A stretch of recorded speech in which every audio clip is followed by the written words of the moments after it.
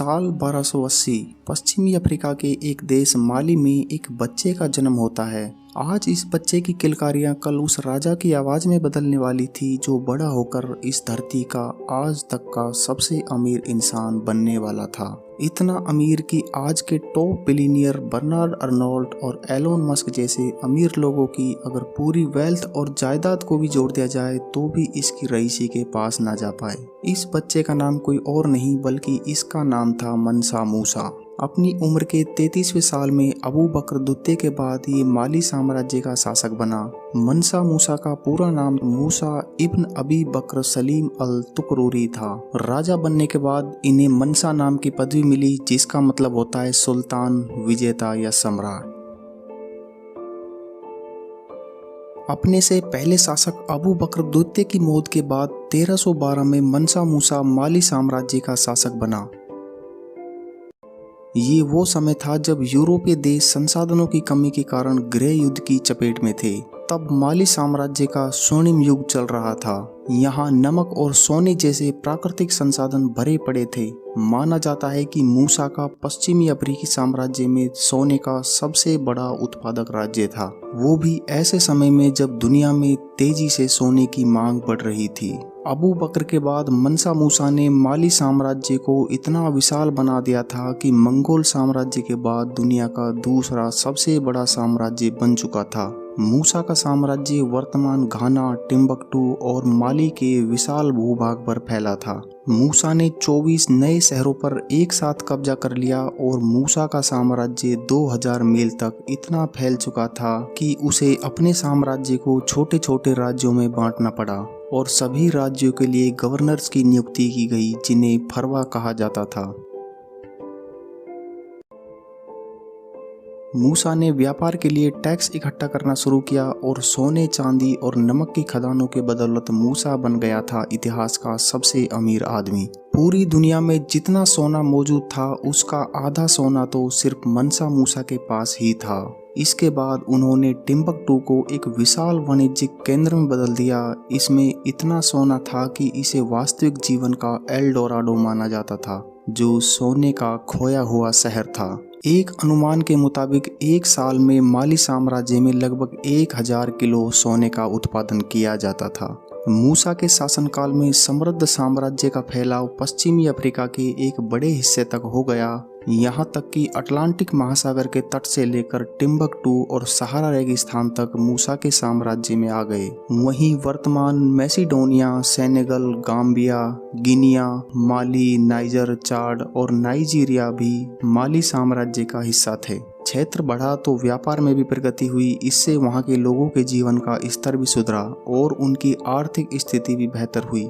मूसा की सेना में 2 लाख सैनिक शामिल थे। इसमें से केवल 40,000 तीरंदाज थे। इतनी बड़ी संख्या में सेना रखना आज के बड़े बड़े देशों के भी बस की बात नहीं है।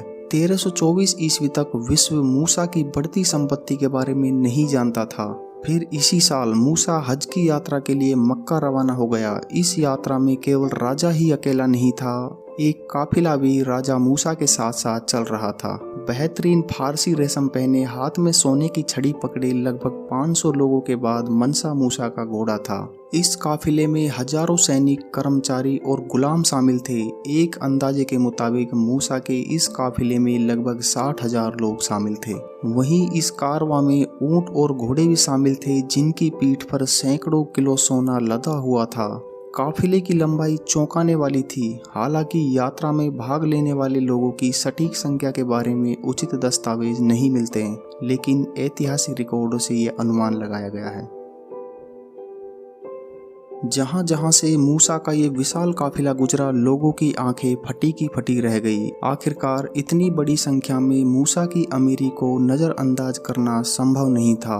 मूसा का ये काफिला मिस्र से भी होकर गुजरा था। माना जाता है कि मूसा ने काहिरा के गरीबों को देखकर सड़क पर सोने के सिक्के बिखेर दिए थे। मिस्र के गरीबों ने इससे पहले इतनी दौलत कभी नहीं देखी थी। बेशुमार दान मिलने के कारण वहाँ के गरीब रातों रात अमीर हो गए।